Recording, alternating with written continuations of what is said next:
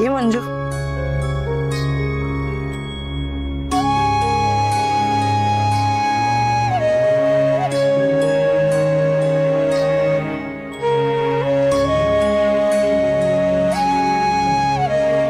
मंजू, अगं कसला विचार करतेस एवढा?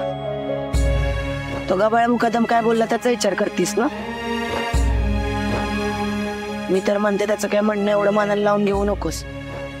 अगं राजकारणी माणूस आहे तू, आणि या राजकारणी याच्यापेक्षा वाईट बोलतात. आणि मी तर म्हणते तू आता सवयच लावून घे. अगं तू राजकारणी घरातली सून आहेस, लोक तुझ्याबद्दल सुद्धा उद्या टीका करतील. म्हणजे अगं बाईच्या जन्माला आल्यावर हे सगळं सहन करावंच लागतंय बघ. पण त्या देवानं ना आपल्याला ते सगळं सहन करायची ताकद दिली. जास्त विचार करू नकोस. भारती मावशी, तुम्ही वा पुढं, मी जाईन नंतर. हा अगं म्हणजे काय झालं?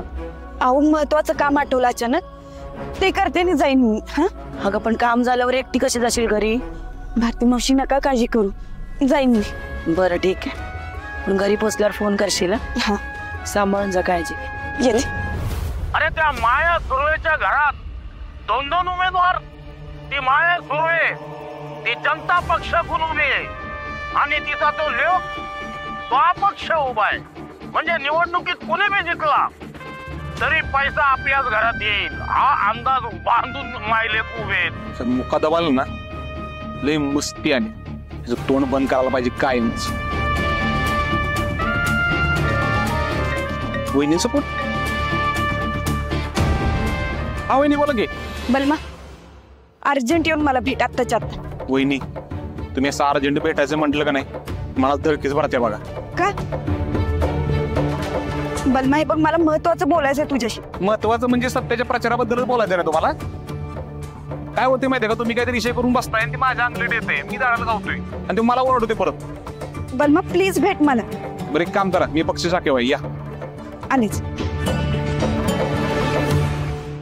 अरे तू लगेच रडू नये ना, म्हणून तात्या साहेबांनी अपक्ष तिकिटाचं तुझ्या हातात गाजार दिलंय. ते बस चुकीत. बलमा जरा मुखातून लायकीच्या बाहेरच बोलतोय की रे. सत्यदादा मम्मी साहेबांच्या विरोधात बोलायची मग कशी झाली याची? ह्याला आहे ना सत्यदादाच काय ते उत्तर द्यावा बघा. दे ना, सत्याचं उत्तर देतो घ्या. त्याला स्वतःच्या प्रचाराचे काय पडलेलं नाही, उत्तर काय देणार? उत्तर त्याला सभा घ्यावी लागते.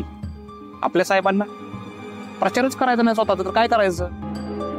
बलमा अरे वहिनी या की, बसा घे, हे पण घे. नकोय पान.